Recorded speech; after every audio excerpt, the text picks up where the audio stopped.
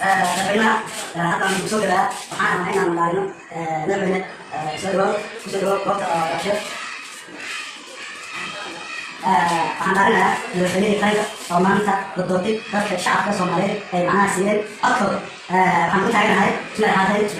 madaxweynaha qaranka Soomaaliyeed waxaan ku taaganahay dalka diinta iyo dadka inaan u qabto wax walba oo macnaha